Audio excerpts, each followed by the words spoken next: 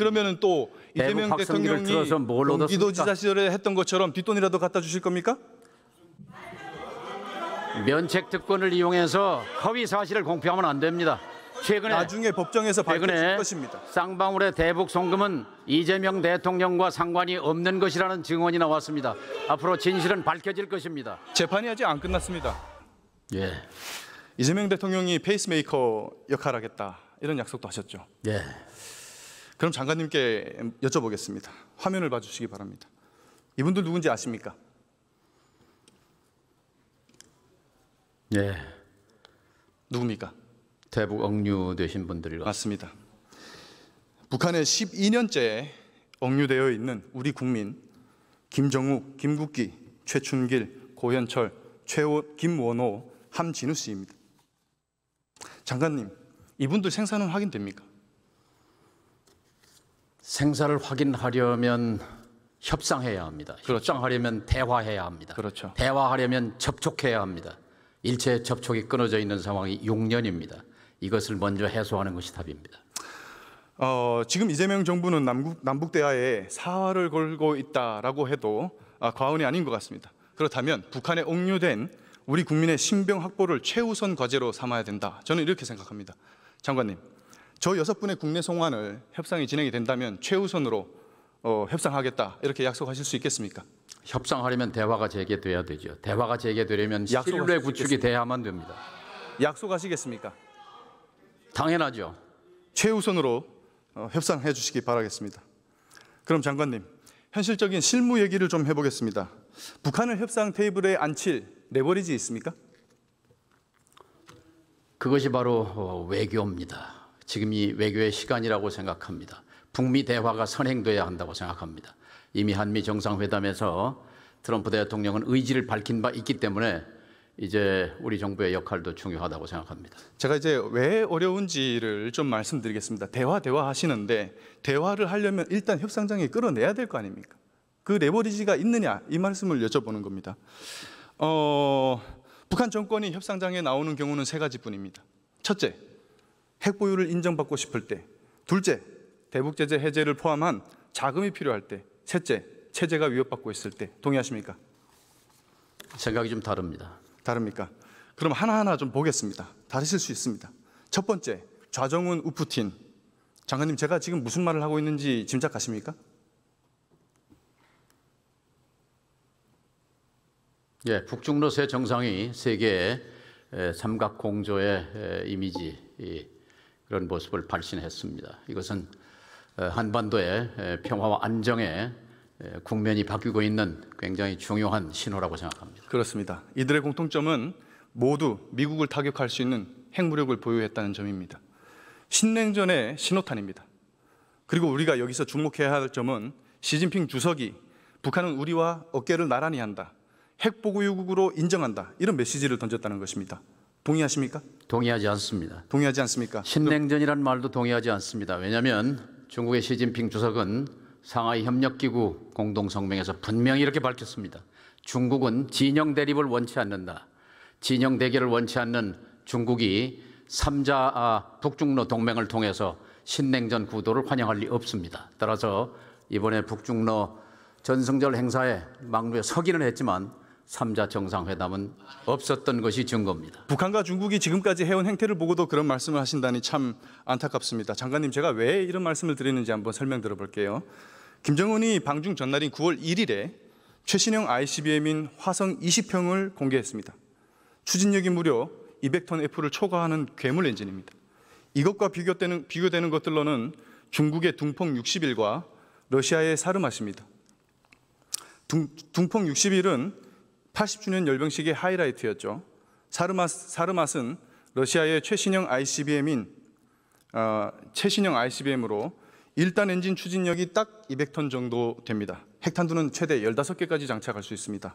이게 뭘 의미하겠습니까? 북한이 중국, 러시아와 대등한 최정상급 다탄두 ICBM을 손에 넣을 날이 얼마 안 남았다. 이런 말입니다. 15개는 아니고요. 우리 군의 전문가들은 6개를 탑재 제가 가능한 말씀드린 것은 러시아의 사르맛 기준입니다. 이것과 유사 스펙입니다. 북한과 대화하겠다라는 정부 부처의 수장이라고 하면 이런 것들을 꼼꼼하게 이 의미가 무엇인지 해석하고 그에 대한 대응책을 세워야 할 것입니다. 현실이 이렇기 때문에 시진핑이 김정은을 나란히 앉힌 겁니다. 김정은은 굳이 미국으로부터 핵 보유를 인정받을 니즈가 없다, 이런 얘기입니다. 첫 번째 조건이 성립이 안 되죠. 그러면 두 번째 조건은 어떻겠습니까? 북한이 러시아 파병으로 벌어들인 돈이 얼마인지 아십니까? 국방연구원의 한 박사 연구에 따르면 200억 불로 추정합니다. 28조 7천억 정도, 우리 1,400원 환율 계산하면 그렇게 그 정도 되겠죠. 되죠. 국방연구원 결과입니다. 북한의 GDP가 40조니까 이게 얼마나 큰 돈인지 장관님 짐작이 가시죠? 북한 입장에서. 어마어마한 돈입니다. 그렇죠. 북한 경제로 봐. 결국 북한은 제재 해제, 그러니까 외화 수입에 대한 제재 해제를 통한 외화벌이에 목맬 이유가 없다는 겁니다. 그렇다고 어찌 해서 생각하십니까? 인민생활 향상까지 이어진 것은 아닙니다. 북한은 일부러 인민생활을 향상시키지 않습니다. 왠지는 아실 겁니다. 어떻게 하실 생각이십니까? 이런 상황에 돈도 필요 없는데. 뭘 물으신 겁니까? 어떻게 대화에 끌어내실 거냐고 여쭙는 겁니다. 대화는 끌어내서 하는 것이 아닙니다. 상대를 존중하고 인정할 때 스스로 걸어나와서 협상 테이블에 앉는 겁니다. 국어라고 애고라면 되는 겁니까? 세 번째 조건은 어떻습니까, 장관님? 북한이 지금 체제 위협을 느끼고 있습니까? 북에게 대한민국 자체가 최대의 위협입니다. 아까 28조가 큰 돈이라고 했지만 남쪽의 국방비가 66조입니다. 그리고 북한의 GDP가 40조인데 대한민국의 GDP가 2,000조입니다. 남한의 존재 자체가 그들에게는 위협인 셈입니다. 장관님은 지금 진실을 호도하고 계십니다. 우리가 먼저 도발한 적 있습니까? 지금까지 모든 도발은 북한에서 먼저 했습니다. 먼저 도발한 적이 있죠. 언제 했습니까? 말씀해 보십시오. 언제 했습니까? 2024년 10월 1일, 10월 9일, 10월 10일 세 차례에 걸쳐서 평양상공 조선노동당 청사 상공에 무인기를 띄워서 전단을 살포한, 그래서 대엄 쿠데타 명분을 확보하기 위해서 북한의 무력 충돌을 유발한 천인 공노할 범죄를 저지른 것이 바로 윤석열 정권입니다. 반성해야 합니다. 북한이 먼저 보냈습니다. 반성해야 하는 거예요. 궤변입니다. 그 사람은 지금 감옥에 가 있습니다.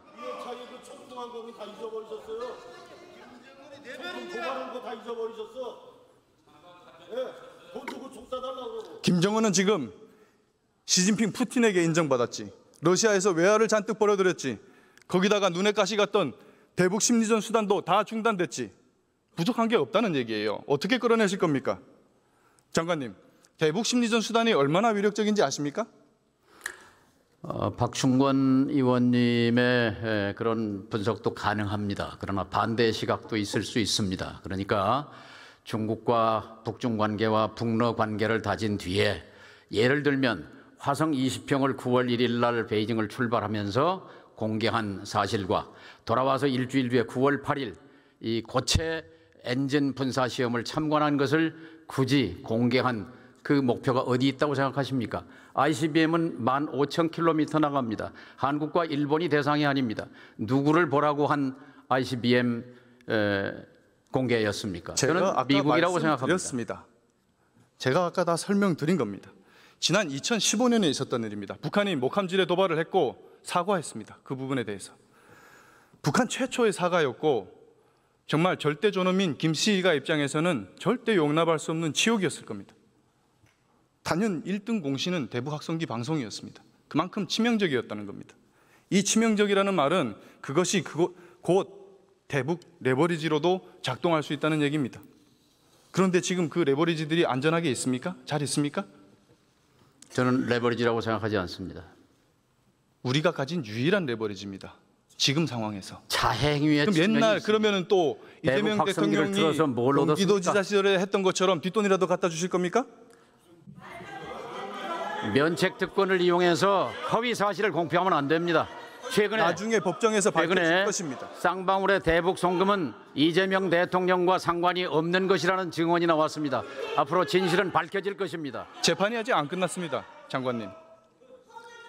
대북 확성기, 라디오 방송을 포함해서 그렇게 위력적인 수단들을 모두 알아서 자진 포기하지 않았습니까?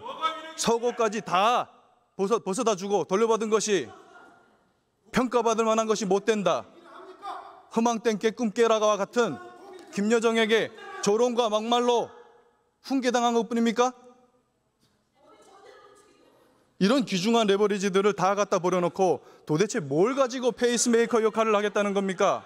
장관님, 확성기가 레버리지, 대통령이 트럼프 확성기가 레버리지고 전단이 레버리지라고 생각하는 그 생각은 우리 국민이 동의하지 않습니다. 왜냐하면 특히 접경 지역에 사시는 분들은 대북 확성기로 해서 저쪽에 소음 방송으로 얼마나 많은 고통을 받았습니까? 왜 중단했습니까? 지난 1년 동안 끔찍한 세월이 왜 다 중단했습니까? 전부 다. 그게 레버리지가 아니에요. 자해행위예요. 자해행위. 레버리지입니다. 국민을 위험에 빠뜨리는 행위예요. 지금까지 북한의 변화를 이끌었던 가장 핵심적인 수단이에요. 절대 수단이 아니고 자해행위라고 말씀드립니다. 얘기가 안 통합니다. 고생하셨습니다. 우리 박충건 의원님은 먼저 온 통일이라고 일컬어지는 3만 4천 명 북향민의 명예를 대표합니다. 이 국회 의정 단장은 품격의 탈북민을 모독하고 북한 주민을 모독하지 마십시오. 2,600만 북한 주민이 먼저 온 통일이라는 것은 의석 조용하시기 바랍니다. 비공개하고 이게 무슨 짓입니까? 들어가십시오. 조용하세요. 탈북민이라고 했어요. 의석에서 조용하시기 바랍니다. 자, 싸우려면 밖에 나가서 싸우세요. 자, 조현 외교부 장관님께 질의드리겠습니다. 단상으로 들어가기 전에 한 말씀만 드릴게요. 박충건 의원님은 평화와 안정의 전도사가 돼야 합니다. 들어가십시오. 대결과 적대의 전도사가 되어서는 안 됩니다. 명심하시기 바랍니다. 북한에 다 갖다 바치는 대북 정책 해갖고 뭘 잘했다고 평화와 안정의 말씀하십니까? 대변자가 되시기 바랍니다. 통일부 적대와 장관. 대결과 분열의 전도사가 되어서는 통일부 안 장관. 됩니다. 이 자리는 국무위원이 의원으로부터 질문받고 답변하는 자리입니다. 국무위원이 의원에게 가르치는 자리는 아닌 것 같습니다.